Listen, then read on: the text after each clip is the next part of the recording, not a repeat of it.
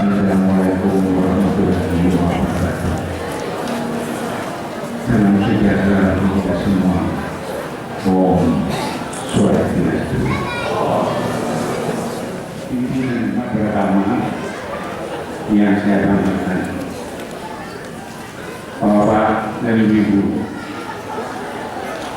sebelum dia menyampaikan sepatah kata terkait dengan tema yang telah dicanangkan, marilah bersama-sama kita mengheningkan pikiran sejenak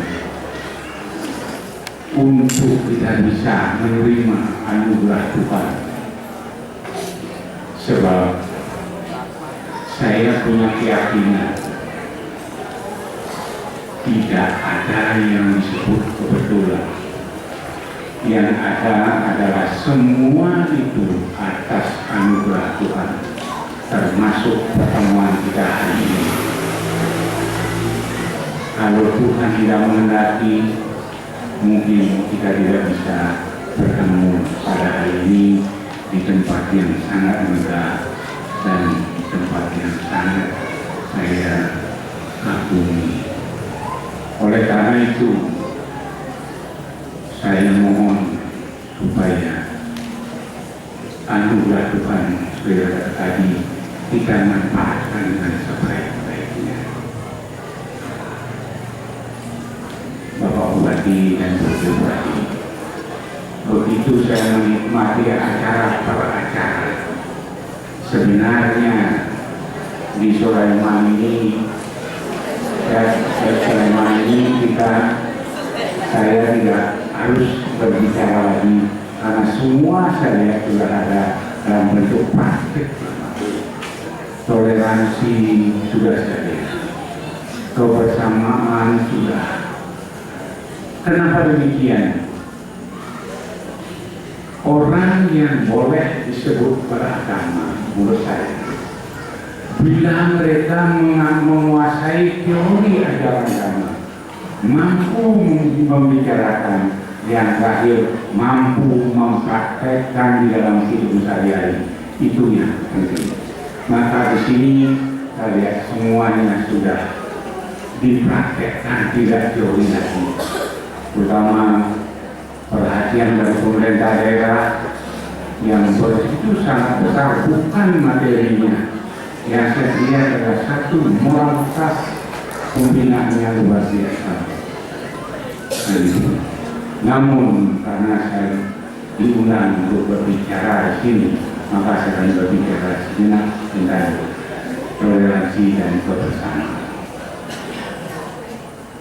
Bapak-bapak dan Ibu, di samping kita di kiri dan di kanan Bapak, di situ contoh kebersamaan dan contoh toleransi. Di situ ada Sekegong Bali, di situ ada Gong Ambalan Jawa. Di sini terjadi sesuatu teori yang tidak akan dibicarakan sekarang. Coba kita lihat alat yang digunakan, semua berbeda. Kumpul berbeda, tenang berbeda, semua saya lihat berbeda. Tetapi mereka tahu diri, menempatkan diri dan mengumpulnya sehingga inilah yang kita dengar. Jadi itu, dari semua perbedaan yang saya lihat itu, yang di Bali namanya Gong, beda dengan dancer, beda dengan tempur, cara memukul yang berbeda, alat memukul yang berbeda. Tetapi Sekegongnya sadar kapan saya harus pukul, kapan saya tidak memukul. Dia sadar sekali, maka yang kita dengar adalah indah. Demikian pula dalam Jawa tadi itu. Saya perhatikan sekali. Itu semua bentuknya beda. Ada burungan, ngomong, tapi dia udah tahu kapan saya mukul, kapan saya tidak mukul, kapan saya istirahat. Sehingga kedua-duanya memperdengarkan suara yang indah. Inilah kehidupan kita sebenarnya di Nusantara. Di sini saya lihat Nusantara yang ini,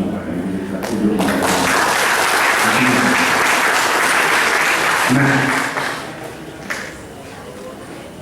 yang dijudul toleransi, kebersamaan, itu harus ada dasarnya.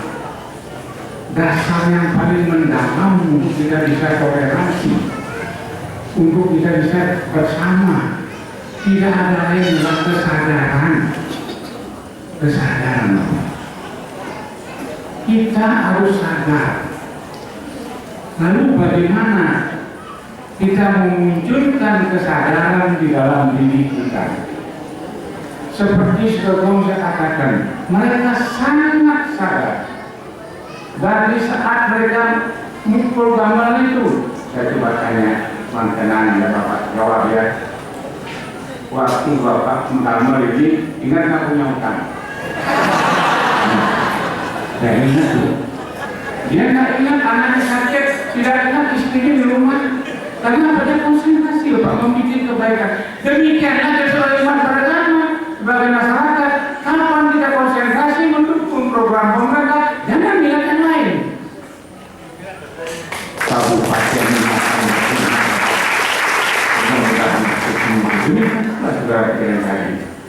jadi kebersamaan, toleransi, dasarnya kesadaran. Bagaimana cara kita muncul kesadaran? Kalau itu muncul dari pribadi-pribadi masing-masing.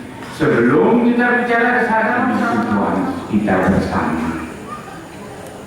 Bisakah orang datang kemari naik pesawat? Bisa. Naik mobil? Bisa. Naik kereta? Bisa. Jalan kaki? Bisa. Artinya bebas. Tidak ada undang-undang peraturan yang melarang orang datang ke kota ini berjalan kaki. Tetapi ingat, bagi mereka yang naik pesawat datang ke Jogja, jangan diskusi dengan orang naik mobil. Beda itu. Yang naik mobil bilang, saya ke Jogja, pohon kelapa banyak, aspal bongkar-bongkar, dan lain sebagainya. Tapi dijawab oleh pesawat, bukan, kamu bohong. Hanya ada udara dan embun. Pertengkar ini Bu, pertengkar ini Pak. Nah inilah mereka tidak mampu menghayati, mengelola perbedaan menjadi sebuah keindahan. Selanjutnya Pak Ibu, umat Hindu, saya ingin bertanya, kalau ingin menyadarkan, ingin hidup bersama di kota yang indah ini, mulai dari di sini.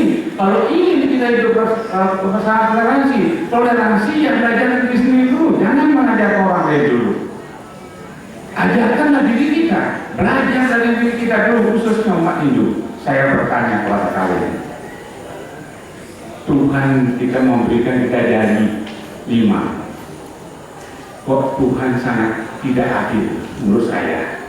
Kok ini kecil sekali, ini gede, ini mengompol, ini panjang, ini paling panjang. Lalu saya bertanya, Tuhan, kenapa Tuhan memberikan saya jari nggak sama panjangnya?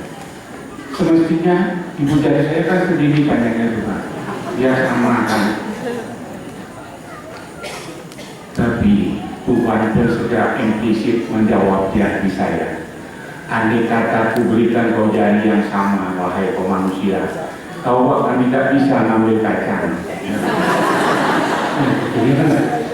Coba ibu jari saya segini panjangnya Bapak, lalu ada kacang keluar dari satu manusia kan?